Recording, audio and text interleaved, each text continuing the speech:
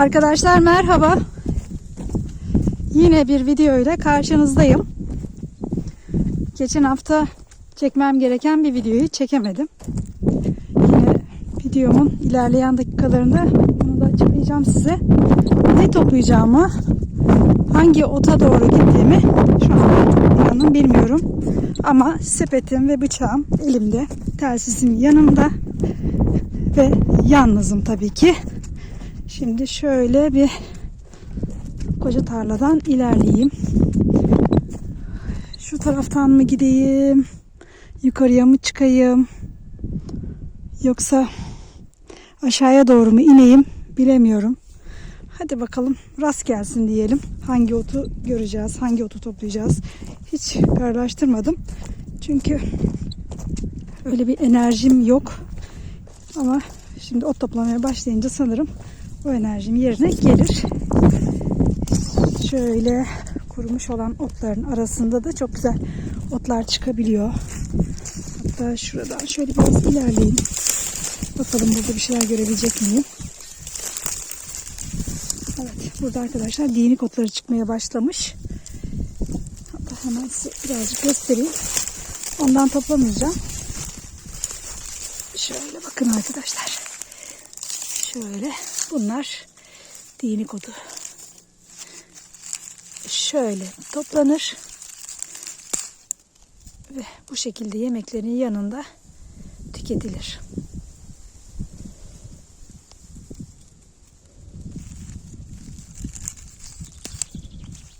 Tabii şunu kopardım, alayım yine. Karışık otlarla da bunu kullanabiliriz. Şöyle bakıyorum. Şu aralarda gizli bölümler var. Buraları da merak ediyorum ama yabani hayvanların saklandığı bir yer. Tavşanların buradan çıktığını biliyorum. Bakalım burada böyle korunaklı bir yerler var mı diye de. Ay yılan. Ay kör yılanmış. Oh yavrum benim. Aklıma da gelmişti tam buraya girerken. Gördünüz mü bilmiyorum ama ay. Zararsız. Hatta doğa dostu, toprak dostu, çiftçilerin dostu olan bir yılan türü. Havalar da ılıdı. Yani bahar geldi. Zamanı değil. Bakın şuradaki deliklere büyük bir ihtimal oradan da çıkmış olabilir. Şöyle çalıların arasına da çok girmemeye çalışacağım ama tam bu araya girerken aklıma geldi. Yılan nerede olabilir diye. Çıkayım yine. Uf. Elim ayağım çıktı. Neyse şöyle açıklıklardan devam edelim. Bu mevsimde böyle gündüz vakti yılanlar güneşlenirler. O kanını ısıtırlar. Yani beslenmek için çıkmazlar. Tavşan kulağı otu arkadaşlar bu da. Bu yıl tavşan kulağı da toplamadım. Acaba şunu toplasam değerlendirir miyim? Sanırım şu ara değerlendiremeyebilirim. Şu kalsın. Başka bir zaman gelip toplayayım. Burada yağlı marul, yabani marullar da çıkmaya başladı. Ama çok böyle yağmurlar da güzel olmadığı için fazla çıkamadılar. Bir tane şöyle alalım. Hem seyrekleştirmiş oluruz onları. Daha rahat çıkarlar. Bakın. Aynı marul gibi salatasını yapıp yiyebiliriz. Acı marul da deniyor. Ama çok acı bir ot türü değil. Gerçekten çok güzel. Evet, bir miktar toplayayım. Şurada da minicik bu yıl tohumdan çıkmış olan tavşan kulağı otu arkadaşlar. Şöyle göstermeye çalışalım. Şöyle çok minicik.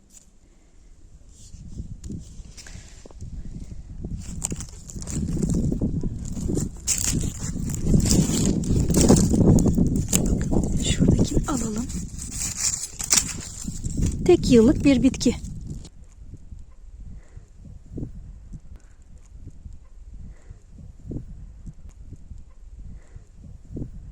Böyle parlak bir yüzeye sahip.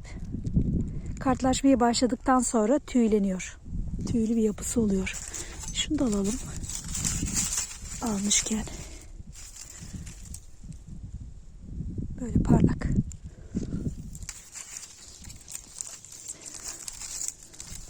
Bugün sepetimi küçük tuttum. Küçük bir sepet aldım. Ay ay çok güzeller. Şuradakiler de güzel büyümüş. Bir tane de alalım. Ay, bakın çok iştahlı. Güzel büyüyorlar. Sanırım bir dahaki geldiğimde bunlar daha da büyük olurlar. Çünkü yağış da yok arkadaşlar. Yağış olsa otlar daha çok büyüyecek. Evet.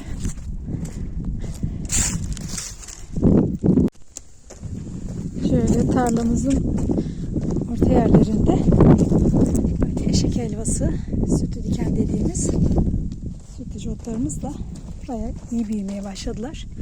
Aslında şimdi bu aşamada bunların kökünü toplayıp çok güzel kahve yapabiliriz. Şurada da var bakın. Büyük bir köke sahiptir bu da. Hatta şuradaki lavada otumuz da çok güzel duruyor. Baya güzel. Bununla da çok güzel yemek yapılabilir. Harika. Şöyle bakın. Şu kötü yapraklarını atarız. İyi yapraklarını alabiliriz. Bir kök arkadaşlar bu. Ama çok güzel büyümüş. Labada otumuz. İlabada. Değişik isimlerimiz var.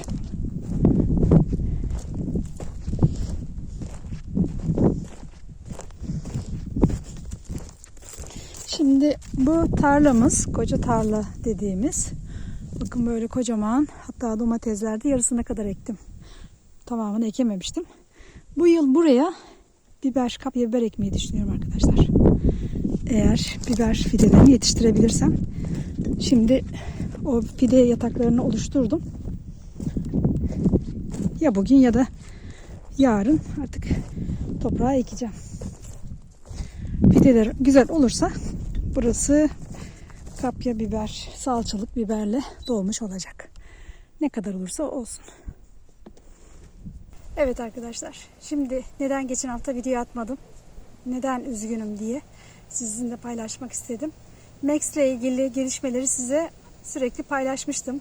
Bir arkadaşım geldi dedim, sonra kayboldu, sonra tekrar Max geldi, şimdi de artık Max yok. Nedeni, Max kaybolduğu zaman huyları değişmiş, tekrar geri döndüğünde bizim tavuklarla beslenmeye başlamış. Tabii o zaman ben Denizli'ye gitmiştim. Denizli'den tekrar gelmiştim. Kızım da burada olduğu için çok fazla böyle arazide dolaşmadım ve Max'i de hiç görmemiştim. Bir 15 günlük bir kaybı vardı Max'in. Çiftlikten uzaklaşmıştı. Fakat Max uzaklaşmamış. Yani bir hafta ben zaten yoktum. O dönemler dağlara vurdu kendini diye de söylemiştim videolarımda. Gelmiş. O artık kızan dönemi bittikten sonra bizim şu bahsettiğim ormanlık ağaçlık bölümde sanırım saklanmış. Tekrar geri döndüğü zaman çok mutlu olmuştum. Hatta ormana gitmiştim, kara indiba toplamıştım, yanıma geldi. Hatta ben otları toplarken kucağıma girip yattı. Beni izledi. Çok güzel böyle bir paylaşımımız olmaya başlamış. Çok mutlu olmuştum artık ormana rahatça gidebiliyorum diye. Sonra o gün kara indibaları toplayıp eve geldiğimde dedim yumurtaları toplayalım. Ondan sonra ben çekim yapmaya gideyim size. Tam o sırada geldim yumurtaları toplarken o anda tavuklar feryat. Ay, havalarda uçmaya başladılar. Her yere pustular. Ne oluyor diye pek anlamadım ama daha önce de zaten böyle bir hareketlilik olmuştu. Ben de ona yordum. Sonra baktım Max ağzına bir tane tavuğu almış gidiyor. O anda zaten ben donup kaldım. Koşmaya başladım. Max yapma, Max bırak, kızım şöyledir diye arkasından koşmaya başladım. Eşimi aradım. Eşim artık tamam geliyorum dedi ama Max yine o ormana girdi. O koca tarlanın ve engerek tarlasının arasında bir ormanlık bölüm var. Oraya girdi, kayboldu. Eşim geldi yanıma, dedi artık bu saatten sonra yapacak bir şey yok. O tavuğu mutlaka öldürmüştür. Yani yaşamıyordur. Boşuna da koşma arkasından. Neyse biz tekrar geri çıktık. Tavukların yanında bekliyoruz Max gelecek diye. Böyle 15 dakika 20 dakika sonra Max baktım geldi bizim oraya. Ama böyle bir hareketlerinde de anormal davranışlar var. Ağzında tavuk da yoktu. Dedik herhalde tavuk kaçtı, bir şeyler oldu gibilerinden.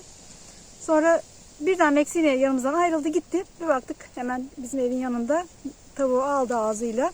Aşağıya doğru tekrar gitti. Ohaya dediğimiz o yerde başladı tavuğu yemeye. Ölmüş tavuk zaten, öyle zannediyorum. Ondan sonra dedik böyle olursa, bizim tavukları saldırırsa yapacak bir şeyimiz yok. Buraya gelirken bizden başka bir kişi daha istemiş Max'i. Fakat bize vermiş arkadaşımız. Hani bizim ortamımız müsait, geniş bir arazimiz var. Çiftliğimiz çok geniş diye. Ondan sonra o da artık alacak kişi de bir şey diyememiş, hatta bize de sormaya gerek duymamış. Biz de dedik ki böyle böyle tavuk yiyor. Biz bu tavuklar yerse Max'i çiftlikte barındıramayız. O zaman zaten hemen haber verildi o diğer isteyen kişiye. O da evet alırım demiş. Biz de zaten aldık. Onu götürdük, teslim ettik. Yani bayram işte yine başka bir kişiye verdik. Onların tavukları olmadığı için böyle bizim gibi sıkıntı olmadı ama ben Max gitti diye çok üzüldüm. Gelişine ne kadar sevindimse arkadaşlar, gidişine de o kadar çok üzüldüm. Ara ara aklıma geliyor, gece uykularım kaçıyor, düşünüyorum. Telefondan bakıyorum fotoğraflarına, işte Alman çoban köpeklerinin fotoğraflarına. Böyle bir üzüntü içindeyim. Enerji bulup da size bunu anlatamadım. Bulamadım enerji daha doğrusu. Şimdi tabii 5 yaşındaydı bizim köpeğimiz, Max'imiz. 5 yaşta bizim ona eğitim vereceğimiz bir yaş değildi. Artık tavuklara bir kere saldırmış. Ben bir tane zannediyordum. Fakat o gün tavukları saydım. 4 tane tavuk eksilmiş. Her günde saymıyorum böyle. 4 tane tavuk eksilmiş. Büyük bir ihtimal o aç kaldığı dönemde mutlaka gelip bir tane tavuk kapıp karnını doyurmuş. İşte o bir haftalık süreçte. Ondan sonra da alışmış. Hatta şey derler, köpeğin dişine kan değdiği zaman artık bir daha bırakmaz diye. Tabii böyle bir şey de hani olur mu olmaz mı bilmiyorum ama halkın söylediği, köpek besleyenlerin söylediği bir şeydi. Biz de dedik ki yani bu kadar hayvan, yani canı o anda, o tavuğun haline düşündüm. Ağzına kapmış gidiyor beyaz tavuğumuz. Giderken onun o can çekişmesi beni çok üzmüştü. Max'in o hareketleri beni ayrı üzdü. Yani ben bir tepki vermedim. Yaptığının kötü olduğunu da bilmiyor zaten. Yani gelip benim önüme kadar geldi, koydu. O sırada tepki de vermek istemedim. Ters davranmayayım çünkü kaçabilir diye. Ondan sonra gittim, tasmasını aldım, boynuna geçirdim. Gittik yeni sahibine teslim ettik. İşte Nisan'ın ortası gibi, eğer hamileyse, yavruları olacaksa Nisan'ın ortası gibi olacak. Belki ondan bir tane yavru at verirlerse alıp o şekilde büyüteceğim. Veya barınağa gidip barınaktan en azından bir yavru almak istiyorum. Kendim eğitmek istiyorum. Kendim yetiştirmek istiyorum. Bu arkadaşlar, yani gerçekten çok üzgünüm bu konuda. Yani Max benim hayatıma gerçekten dokundu. Çünkü ben dokunamıyordum hayvanlara karşı, o tüylerine dokunamıyordum. Şimdi dokunuyorum artık. Bana o şekilde bir faydası oldu. Çok güzel bir arkadaşlığı vardı yanımdayken. Yani dediğim gibi çok üzgünüm o konuda. Artık enerjimi toparlayayım, her gün bir video çekeyim dedim. Her gün bir video çekeyim, fakat ayağım video çekmeye gitmedi. Tabii çiftlik işleri de var bu arada. Bir yeni işimiz var, onları yaptım. Hadi çekeyim, şimdi çekeyim, sonra çekeyim, bir yarım saat sonra gideyim derken baktım günler çok geçiyor. Hem size de bunu paylaşmak istedim. Durum bu arkadaşlar. Artık Max bu çiftlikten geçti ve kalbimiz de onunla birlikte gitti. Yeni bir Max gelinceye kadar artık ben beklemekteyim. Şu anda yavrulama zamanları zaten hayvanların. Mart ayında biliyorsunuz, Mart, Nisan, bahar geldiği için. Bakalım güzel bir böyle köpek bulursak iyi olacak. Bu arkadaşlar. Ben yine sizinle bunu paylaştığım için çok mutluyum. Ve yanımda şu anda bakın kocaman olmuşlar. Kaymacık otlar arkadaşlar. Kocaman olmuşlar.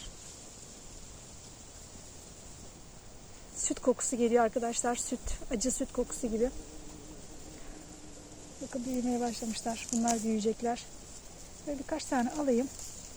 Zaten köküne zarar vermiyorum. Hep aynı yerden bunlar çoğalıyorlar. Birkaç tane de var. Şu yukarılarda var, yan taraflarda var. Şuralar zaten dolu. Evet, bunları size göstereceğim. Evet arkadaşlar, yine çekimimize devam edelim. Bakın yine kaymacık otları, sarı ot. Videolarım bununla ilgili, videolarımda bunu tanıtıyorum. Kaymacık otu diye. Hatta şu da çok güzel olmuş.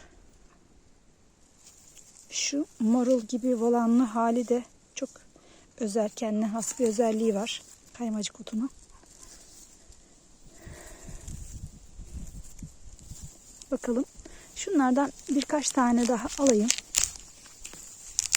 Şöyle 2 tane hatta. Çok fazla ot toplamak istemiyorum. Çünkü bunları yemek için de birilerine ihtiyaç var. Evet. Şimdi sepetimi aldım. Bakın şöyle kaymacık otları ne kadar güzel büyümeye başladı arkadaşlar.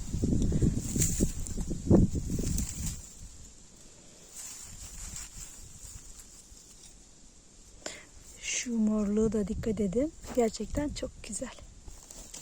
Bakın buradaki de çok güzelmiş arkadaşlar.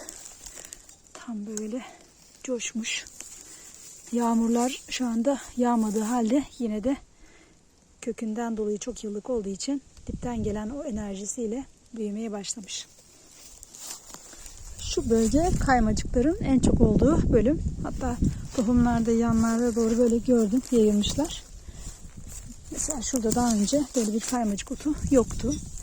Bakın böyle yayılmışlar. Minik minik tohumlar her yere yayılıyor. Burası da zaten hayvanların girdiği bir yer değil. Aşağıya doğru şöyle birazcık daha ineceğiz arkadaşlar. Bu yıl gelincik otu çok toplayamadım. Ve bakın şu gelinciyi.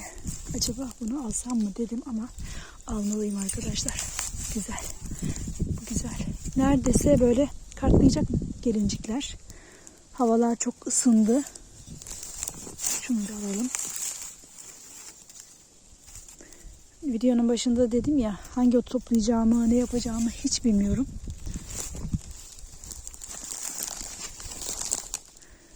Kara indiba da çok büyümüş. Bunu da almalıyım.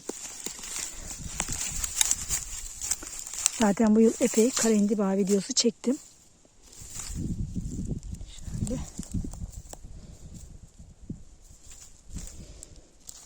Bir tane de olsun öyle. Aşağıya doğru. Buraya çok fazla gelemiyorum arkadaşlar. Buradaki otlar birden büyüyor. Şunu da alalım. Bu da güzel olmuş. Kara indiba.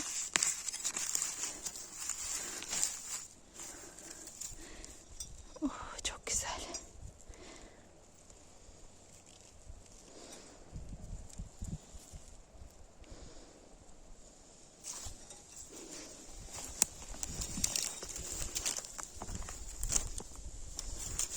Bakın yine burada da bir sarı otumuz var. Tabii şurada da çiçek açmaya yönelmiş bir kara indiba. Bunu şifa için her zaman soframda bulunduruyorum arkadaşlar.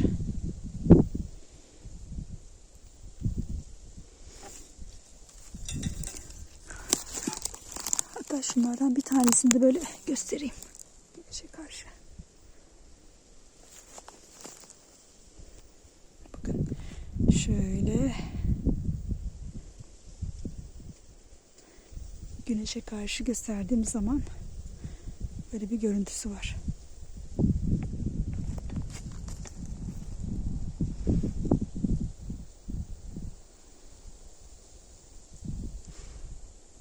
Bu otlar benim için çok özel.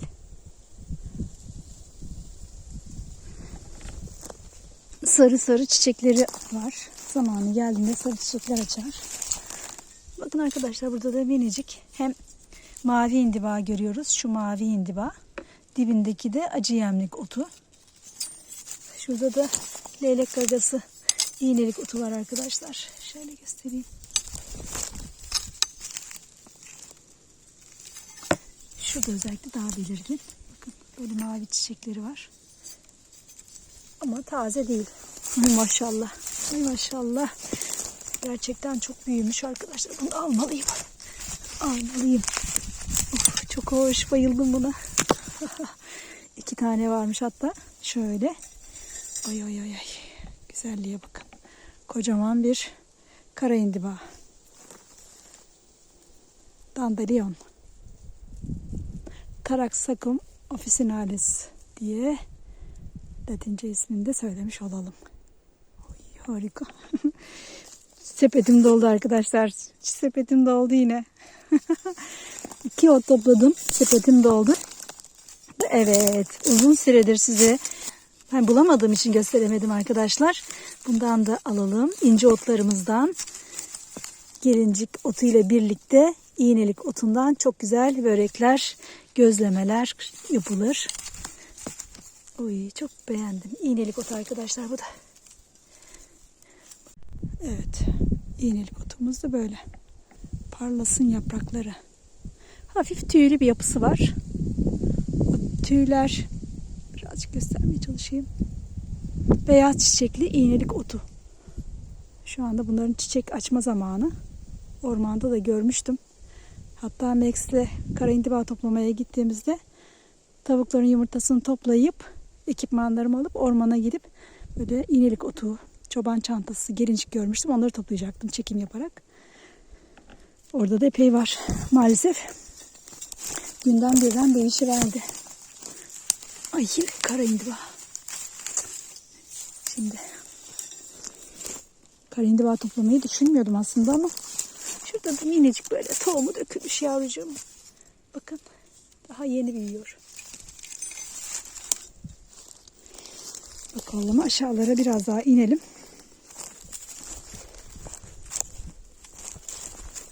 Burada da yine başka bir kök var ve ormanın içine doğru bayağı da büyümüş.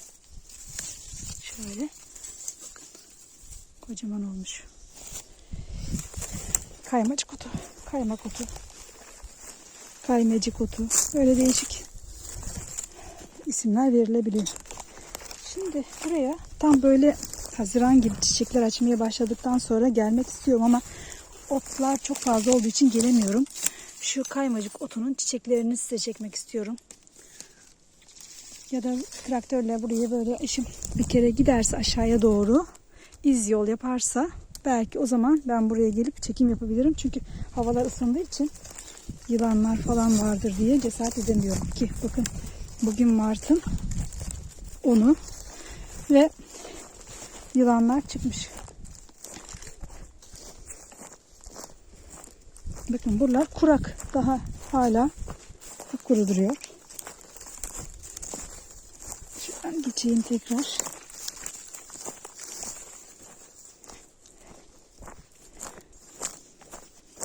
Burada da tavşan kulağı otunu gördüm. Toplamayacağım ama. Şurada da yine kaymacık otumuz.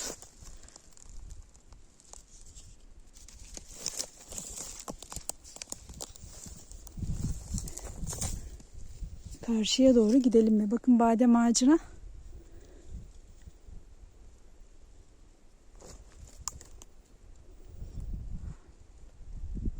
Yok. Yukarı çıkacağım arkadaşlar. Geri döneceğim. Biraz güvenli gelmedi. Ses duydum ormandan. Rüzgarın sesi de olabilir ama yılanı gördükten sonra zaten korktum.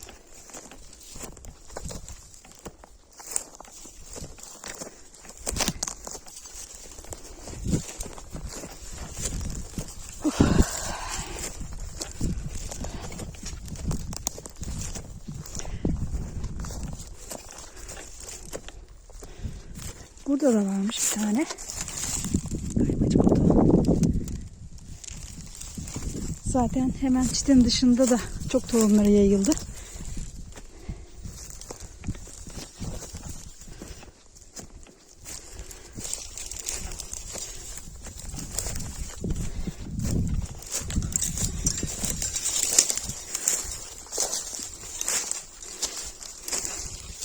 Bakın burada da iğnelik otları. Şöyle minicik yeni çıkmaya başlamış ama toprak düzgün değil diye pek çıkamamışlar. Bakın arkadaşlar şurada yine hatta aşağılara doğru da bakarsanız kaymacık otları şöyle yayılmışlar. Burada bir kök vardı. O bir kök epey yayılmış. Hemen bizim çitin dışında kalıyor.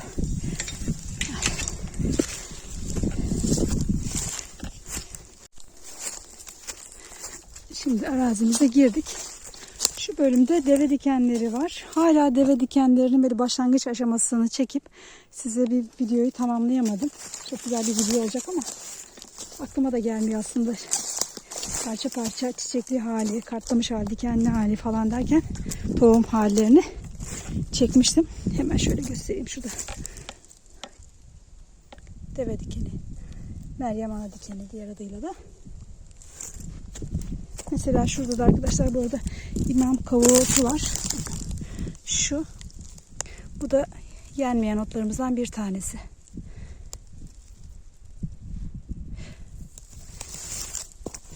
Şu da aynı. Minicik.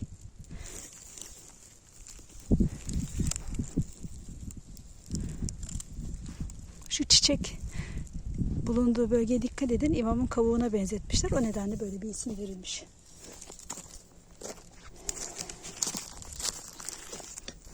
Artık Mart'ın 10'u sarmaşıklarda çıkmaya başlamıştır diye düşünüyorum. Maşallah şeyler de çok güzelmiş. Bakın arkadaşlar böyle tüylü acımık otumuz hindiba grubundan ama böyle çok güzel olmuş. Burası yol olduğu için böyle hani çiftliğin yolu. Bir tanecik alayım.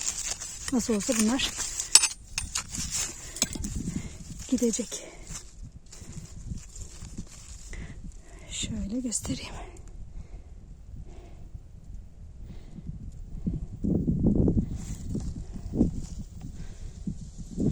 Tüylü acımık. Yine bunu da tanıttığım videolarım mevcut. İsterseniz şöyle sağ üst köşeye linkini paylaşırım. Oradan da izleyebilirsiniz. Bu arazi zaten özellikle tüylü acımıkla dolu.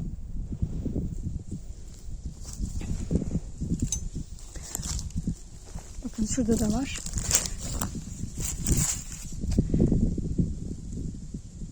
Zaten tüylerini de görüyorsunuz. Adı üzerinde tüylü acımık.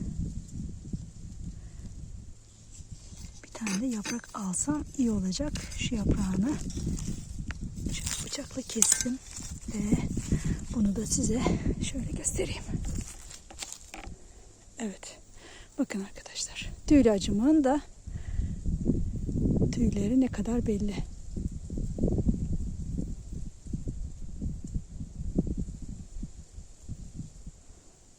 Acı mı? Acı.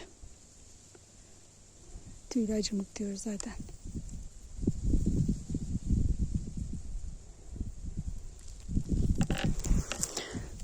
Onu da aldık. Devam edelim. Ben de taşları hep toplayıp kıyılara yığmıştım zaten. Buralarda da yemlik otu olacak dedim ve zaten hemen gördüm. Acaba toplasam mı? Toplarsam tüketebilir miyiz? Bakın arkadaşlar. Ay çok güzel. Yemlik otu. Çok güzel. Zaten burada bir kök vardı. Onlar çoğalmışlar. Şu anda burada bir kök. Şöyle bir kök daha. Yemlik. Şurada da daha da büyümüş. Yemlik otu. Ay çok güzel. Gerçekten çok güzel. Çok keyfim yerine geldi şimdi. Acaba alsam mı? Birkaç gün sonra bundan pilav yapabilir miyim diye düşünüyorum. Olabilir. Kalsın. Tam da yolun ortasında değil, biraz kıyıda kalıyor. Bu bölümlerde epey olması gerekiyor. Şöyle. Bu da böyle. Bunu almayacağım arkadaşlar. Evet, şurada yemlik çıkmış. Yemlik otumuz. Şöyle tarıyorum. Bakın şu da öyle. Bu da yemlik. Epey çıkmış arkadaşlar. Bakın şu da yemlik otu. Maşallah maşallah.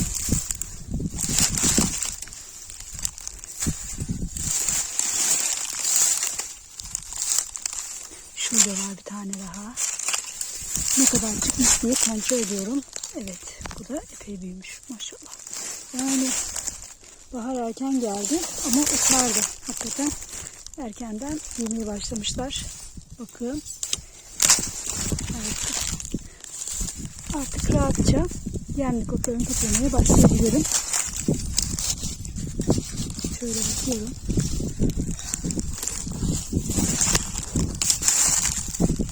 Geçen yıl burada yemlik otları vardı. Pek toplamadım. Tohumları yayılsın dedim. Tarlanın içinde de yayıldı. Bakın arkadaşlar ne kadar güzel. Canım. Ay ay ay. Şu güzelliğe bak. Kıvrıma bakın. Ay.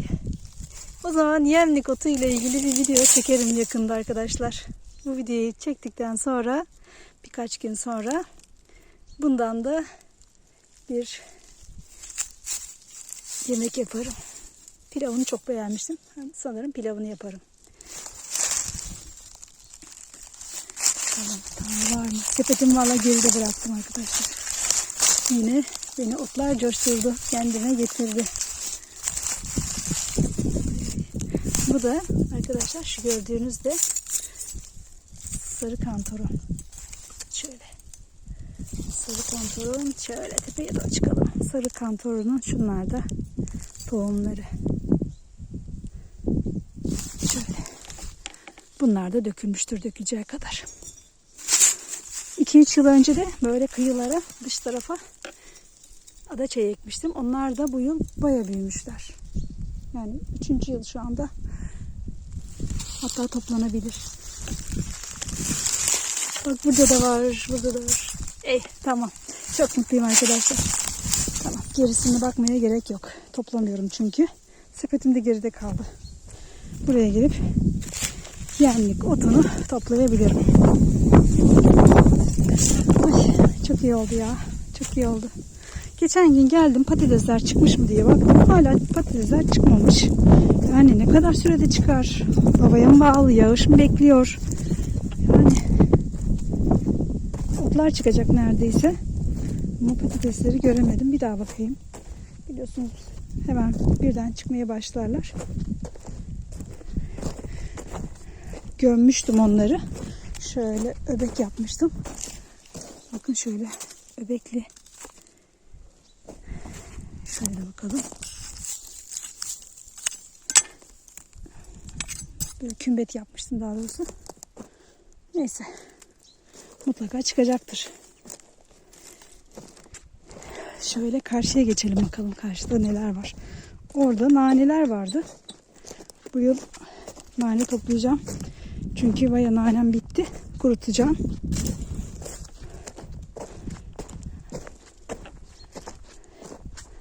Bakalım.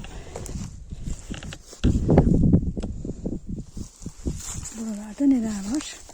Bakın kuş otları var. Kuş otları artık çiçeğe kalktılar ve kartlamaya başladılar. Çiçekliler. Şimdi bu çiçeklerini kapatmış. Şunlar.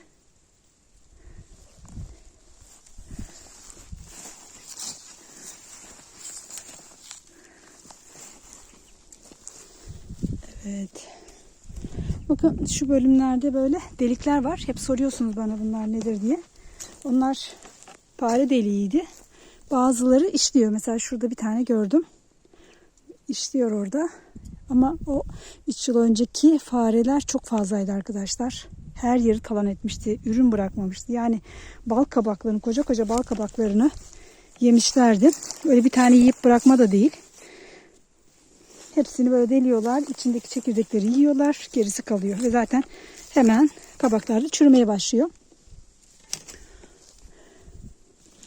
Şu bakın bahsettiğim ağaçlar bunlar. Hatta o getirip de öldürdüğü tavukları yediği yer burası da olabilir diye düşünüyorum ama orası da gerçekten böyle çok iyi saklanacak bir yermiş gibi duruyor.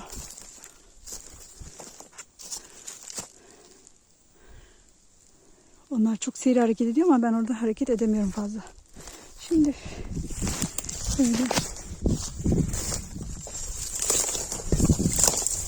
aslında şuraya girip sarmaşık var mı diye kontrol edecektim. Ama daha çok sabah erken saatlerde bakarsam daha iyi olacak. Çünkü şu anda o yılanı gördükten sonra girmemeye karar verdim. Çok güzel burada da şeyler var. Labadalar var arkadaşlar. Bakın. Bu labadaları da toplayacağım. İnşallah zamanı geçmeden de bir labadadan yemek yaparım. Borani yaparım. Arkadaşlar yine doğaya çıktım. Bir miktar ot topladım. Başka bir videoda görüşmek üzere. Hoşça kalın.